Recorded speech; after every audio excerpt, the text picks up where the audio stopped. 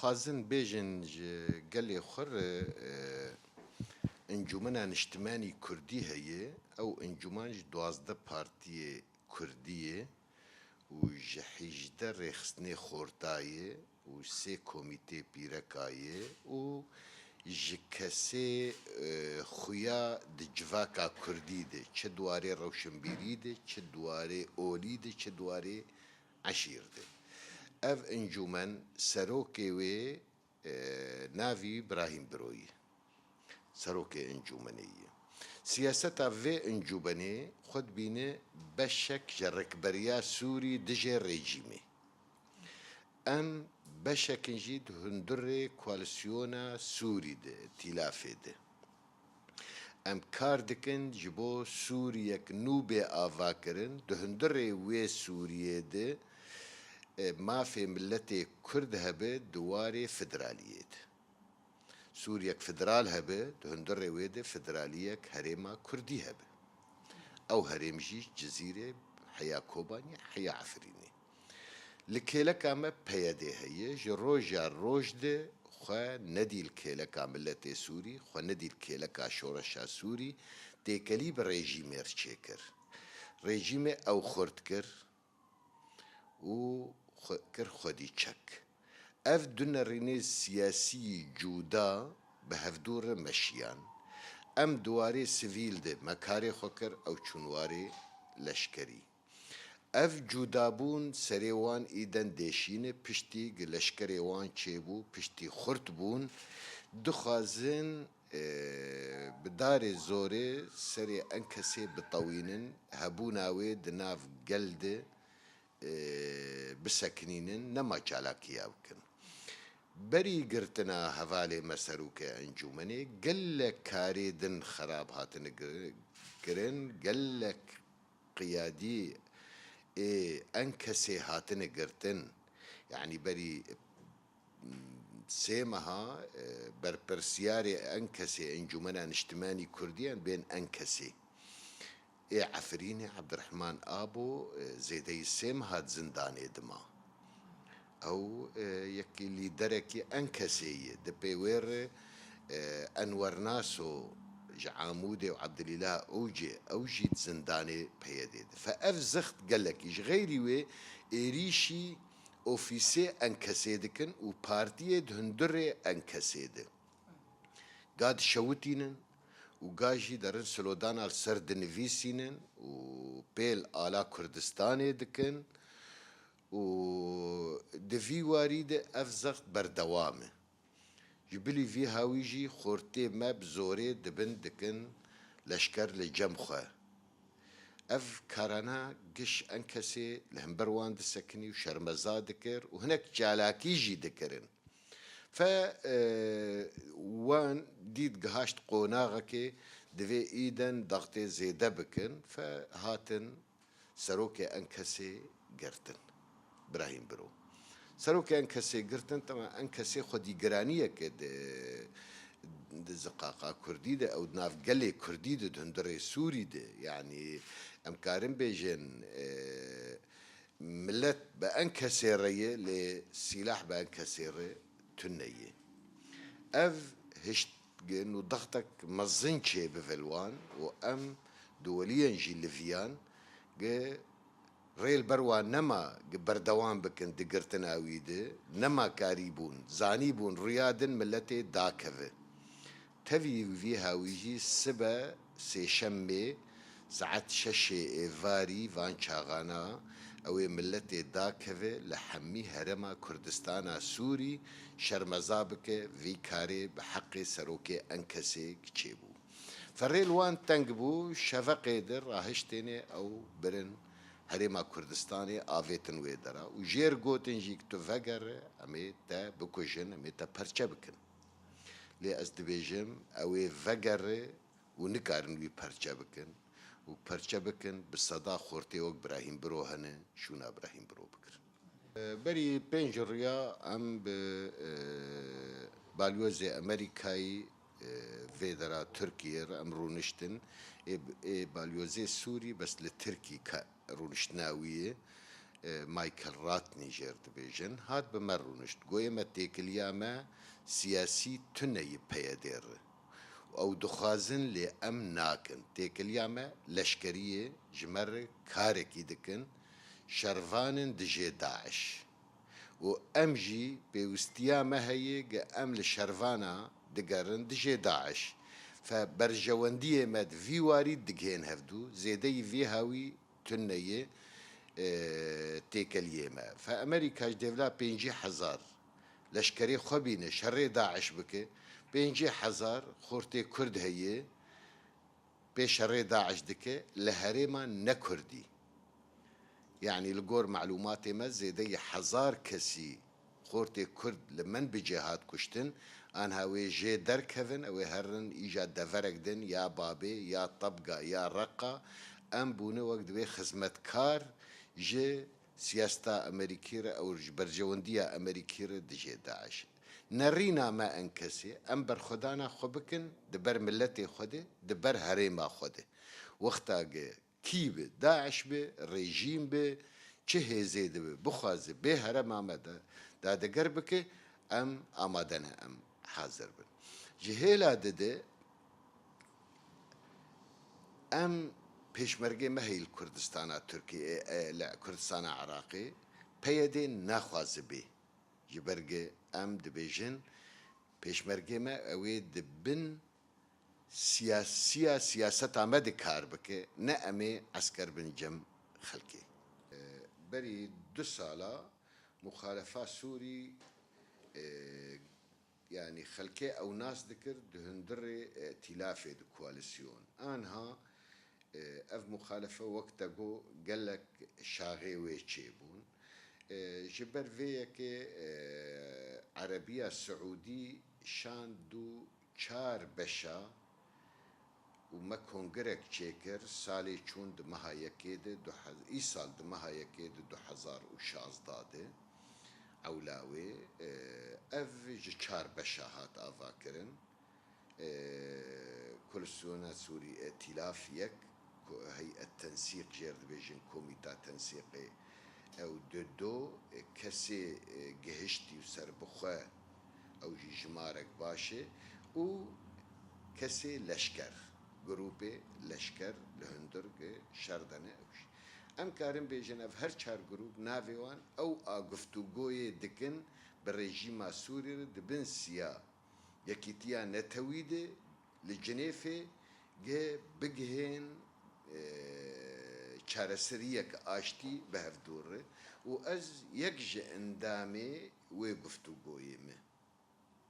divî warî de fe muxalif tu karibê em bûnî yek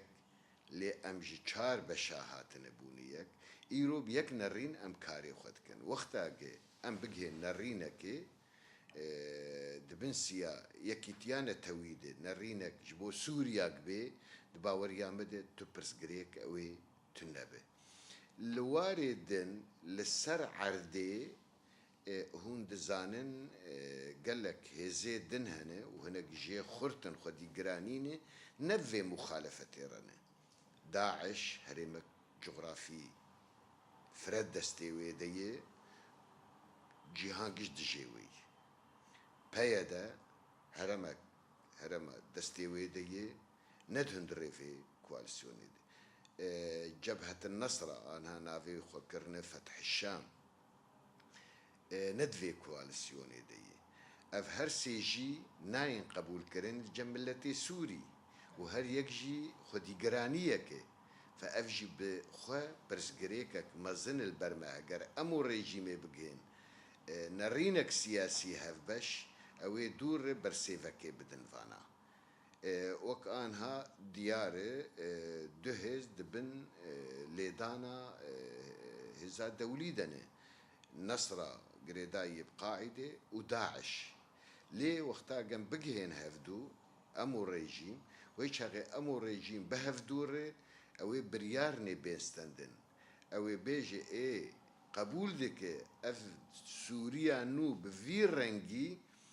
kerem ke berabên alîkar bin mere ji xeyrî Nesra û Daeş ji peyedêr vê bêjin lê ê qebûl bike dibe çeka deyne ew ê hêzek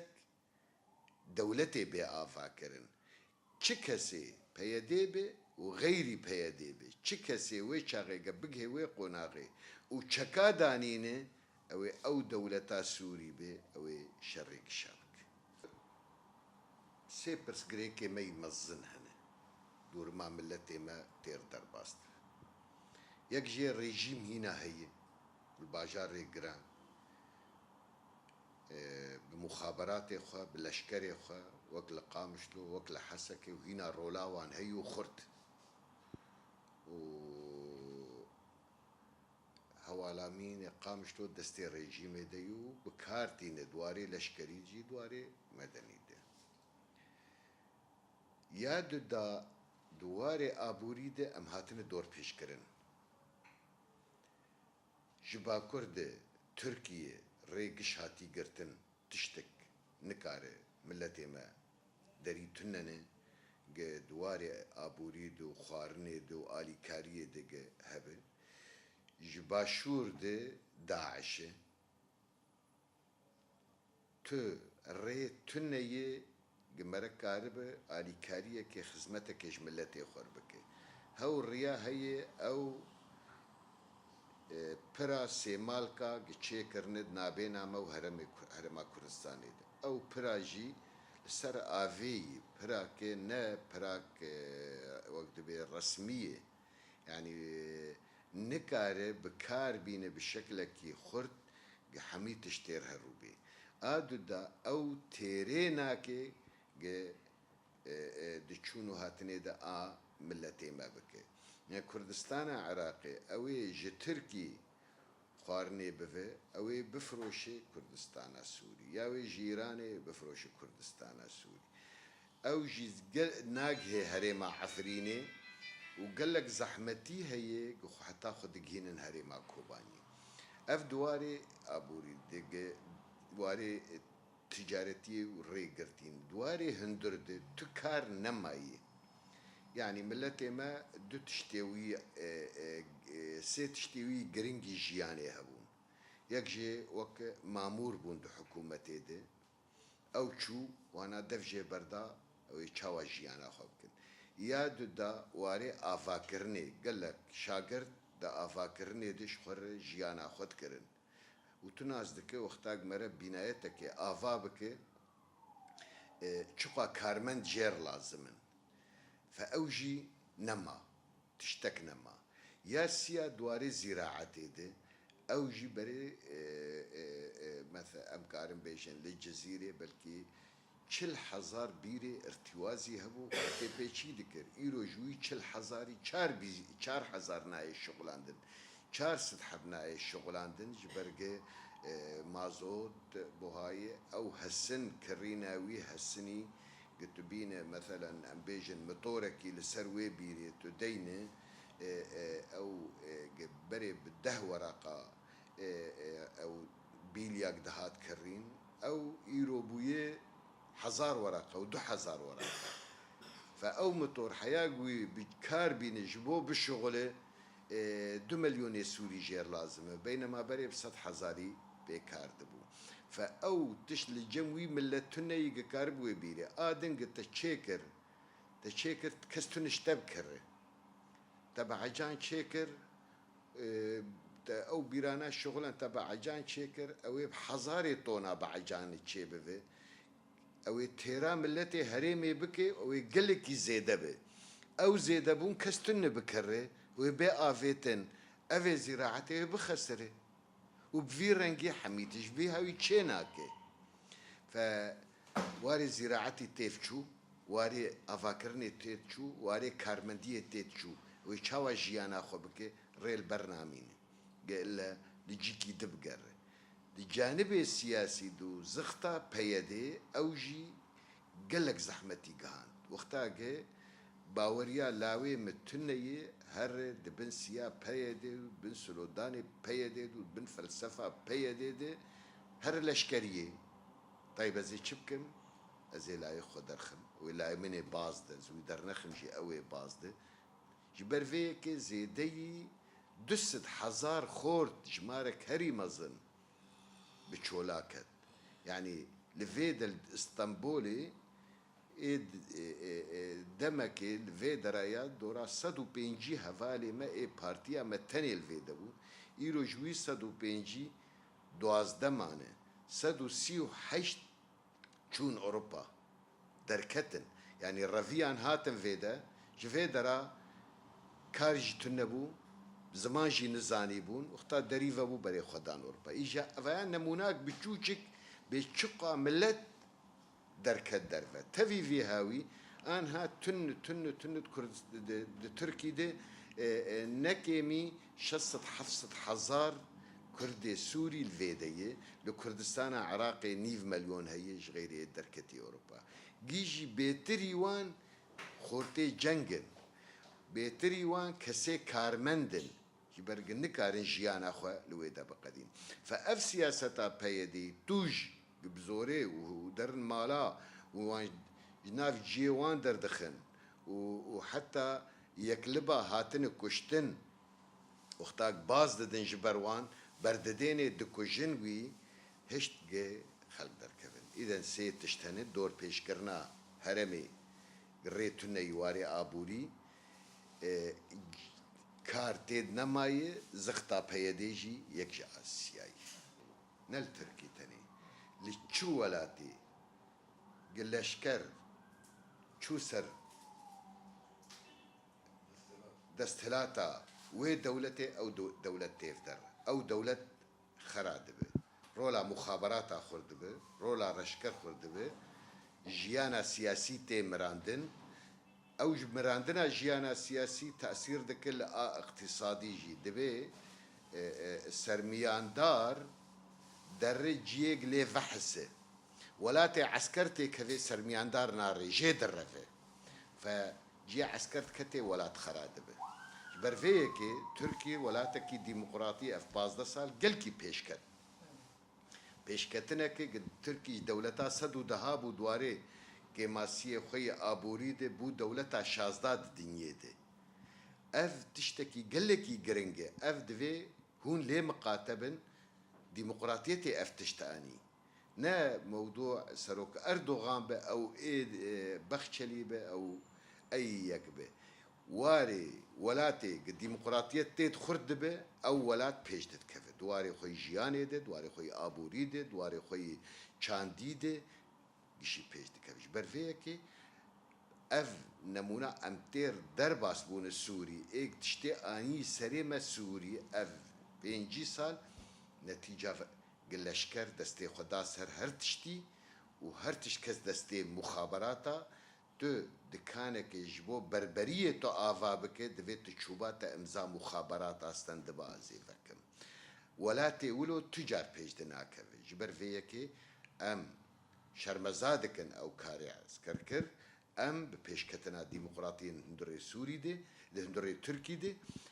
تركي كلمة كوي تني ماي برسكريكا كوي دفي لسر برسكريكا كردي بسكنه وبرنجة كي ديمقراطي چاره سر بكه اگر فياجي بيك بينه تركيا بفي ولا تكي قلكي بلند لجيهاني دي اف غريك دبي بيفكرن او ريخستني السياسي كرد لهندري تركي لهفدورونين وبرنجة كي ديمقراطي اف برسگریک به چاره سر کرن اگر نه چاره سر کرن اوی تم بمینه برینک کویر درمانی وی تنیه گلک دولتی دن بخوازن در باس بن دهندره ترکیه ره بخوازن دقتل ترکیه بکن در یا برسگریکا کردی ترکیه دوی خو بک خودیه برسگریکا خو و اردوغان 2005 الجار بكر جوجو برسكريكا كردي برسكريكا من ازي چار سر بكم از بهيفي me piştik vaj leşker خلاص بو وگر الفي گوت ناخ و چار سريه كي بينش برسكريكا كردي از دخوازم هون هيامه هون بيتر گه بدن برسكريكا كردي سوري و وقع انها ودان استندم بمركر هون كاربن بقلك